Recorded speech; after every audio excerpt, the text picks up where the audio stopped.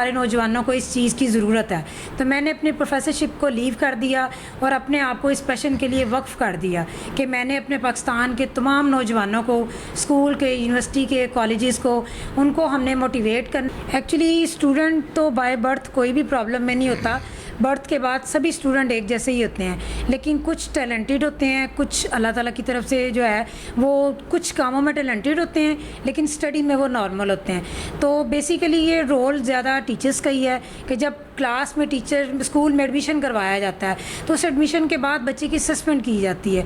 उस असेसमेंट से पता चलता है कि बच्चे में कौन सी काइंड की जो है वो डिफ़िकल्टी है। ये डिफ़िकल्टी को इतनी ज़्यादा डिफ़िकल्ट नहीं है अंडरस्टैंड करना। रीडिंग है, राइटिंग है, अंडरस्टैंडिंग है, बच्चों की मेंटली अप्रोच को समझना, उसकी फीलिंग्स को, इमोशंस को, ये सारी चीज़ें इसमें आती हैं। हर सिटी में, हर जगह पे इसको ट्रेनिंग दी जाए, पेरेंट्स को, टीचर्स को, कॉलेज यूनिवर्सिटीज़ में इसकी अवेयरनेस दी जाए, क्योंकि ये टीचर्स को भी नहीं इन चीज़ का पता कि ये डिसलेक्सिया में बेसिकली है क्या। यहाँ पे स्टूडेंट्स को एजुकेट भी किया जाता है, उनकी असेसमेंट की जाती है, टीचर पेरेंट्स के साथ मीटिंग की जाती है, उन्हें अवेयरनेस दी जाती है और टीचर्स को ट्रेंड भी किया जाता है। अस्सलाम वालेकुम नाज़रीन, मैं हूं अली तला चौधरी और आप देख रहे हैं ATC 92। नाज़रीन, दुनिया के अंदर ऐसी बहुत सारी हस्तियां हैं जिनको ज़िंदगी के अंदर बहुत सारे मुश्किलात का सामना करना पड़ता है, बहुत सारी तकलीफ़ों से दो चार होना पड़ता है, लेकिन नाम दुनिया रहती तक उन्हीं का रहता है जो उस मुश्किलात को फेस करते हुए अपने आप को संवारते हैं और अपने साथ साथ दूसरों की ज़िंदगी का भी एक बहुत बड़ा मकसद बनते हैं। आज हम हमारे साथ हैं एक ऐसी खूबसूरत शख्सियत जिनका नाम है प्रोफेसर शीज़ा शेख, जिनके हस्बैंड की डेथ जो है वो 10 साल पहले हो चुकी है, लेकिन उनको बहुत सारे मसाइल का मसला सामना फेस करना पड़ा। अभी हम उन्हीं से मिलते हैं और उन्हीं से सुनते हैं उनकी मोटिवेशनल स्टोरी और उनकी जो उसके बाद उन्होंने फिर एक NGO बनाई, एक फाउंडेशन बनाई, उसके बारे में। अस्सलाम वालेकुम मैम। वालेकुम सलाम। क्या हाल है मैम? अल्लाह का शुक्र। मैम, आप प्रोफेसर साहिबा, आपका बहुत शुक्रिया, आपने अपना कीमती वक्त दिया हमें। जी बहुत शुक्रिया, आपने इस लायक समझा। अच्छा मिस, ये आपकी जो NGO है ईमान फाउंडेशन, ये डिसलेक्सिया पे काम करती है, ये इतना मुश्किल नाम है और ये चीज़ क्या है?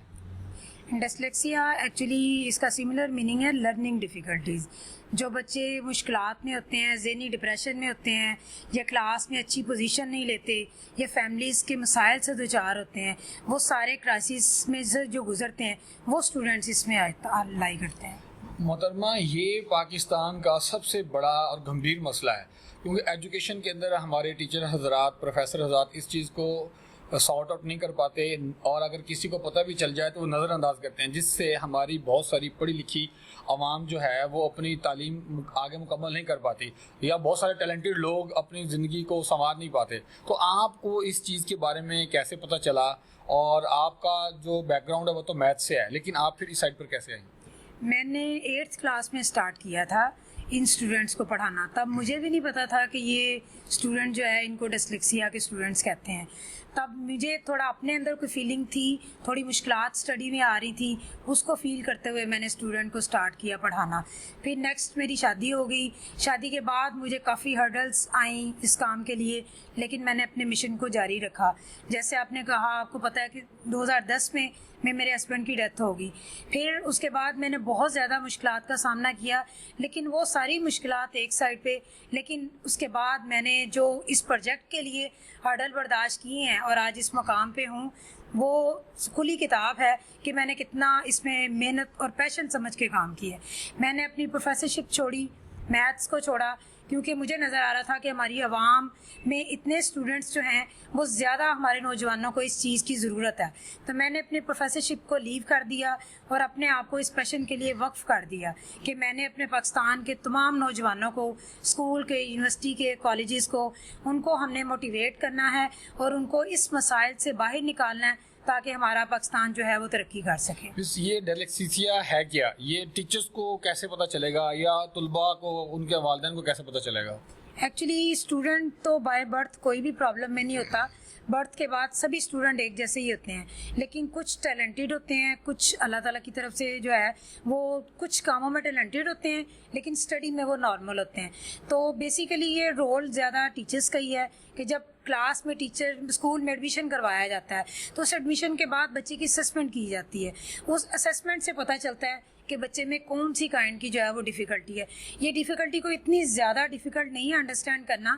ریڈنگ ہے, رائٹنگ ہے, انڈرسٹینڈنگ ہے, بچوں کی مینٹلی اپروچ کو سمجھنا, اس کی فیلنگس کو, ایموشنس کو, یہ ساری چیزیں اس میں آتی ہیں. اگر اس کی اسیسمنٹ کریں, پھر وہ جس لائن میں, جس پروفیشن میں, جس چیز میں وہ نکلنا چاہتا ہے, ٹیچر کو چاہیے کہ اسی میں اس کو پروموٹ کرے, اور وہ پیرنٹس کو بھی اویئرنیس دے کہ بچے کو اسی سائڈ پہ پروموٹ کریں. اس سے اس کی ایک لائن ٹھیک رہتی ہے اور بچہ اپنے ٹیلنٹ کا کہیں نہ کہیں جو ہے وہ کچھ اور نکل کے اظہار کر لیتا ہے. پڑھائی میں نہیں آگے نکلتا تو وہ کچھ اسٹاپ کر کے کچھ اور کریٹ کر لیتا ہے. اچھا پروفیسر صاحبہ, یہ بتائیے گا کہ یہ جو انسپائریشن آپ کو ملی ہے یہ کہاں سے ملی اور اس کی ہسٹری کیا ہے؟ جی میں نے بتایا بیسیکلی تو میں نے یہ 8th کلاس سے اسٹارٹ کیا تھا, تو اپ ٹو سون میں پڑھاتی گئی ان اسٹوڈنٹس کو. لیکن میری بیٹی جو ہے جس کی ایج اب 14 ایئر ہے, تو تقریباً وہ جب پیدا ہوئی تو وہ کچھ پرابلم میں تھی, اس کو ڈیفیکلٹی کا سامنا کرنا پڑا. تو وہ مین میرا مشن جو ہے وہ اس وقت اسٹارٹ ہوا. میں نے اس کو دیکھتے ہوئے میں نے ایک پیشن بنا لیا کہ مجھے جن مشکلات کا سامنا کرنا پڑا ہے نیکسٹ وہ کسی اسٹوڈنٹ کو نہ کرنا پڑے.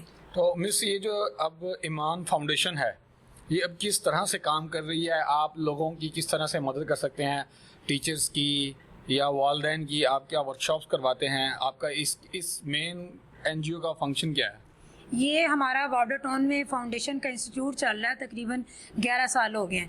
تو ہم چاہتے ہیں کہ اس کی تمام پاکستان میں ہر سٹی میں ہر جگہ پہ اس کو ٹریننگ دی جائے, پیرنٹس کو, ٹیچرس کو, کالج یونیورسٹیز میں اس کی اویئرنیس دی جائے, کیونکہ یہ ٹیچرس کو بھی نہیں ان چیز کا پتہ کہ یہ ڈسلیکسیا بیسیکلی ہے کیا. میں بھی کوئی اس کی ٹرینڈ نہیں ہوں, لیکن یہ چونکہ ایک ایموشنز میں ایک چیز کریٹ ہوتی ہے, میری اس طرح کریٹ ہوئی ہے اور میرے پیشنٹ کے ساتھ یہ ریلیٹ ہے. تو میں چاہتی ہوں کہ ہر جگہ پہ اویئرنیس دی جائے ٹریننگ کی صورت میں, تاکہ سبھی یونیورسٹی میں, کالجز میں, اسکولز میں بچوں کو پروموٹ کیا جا سکے.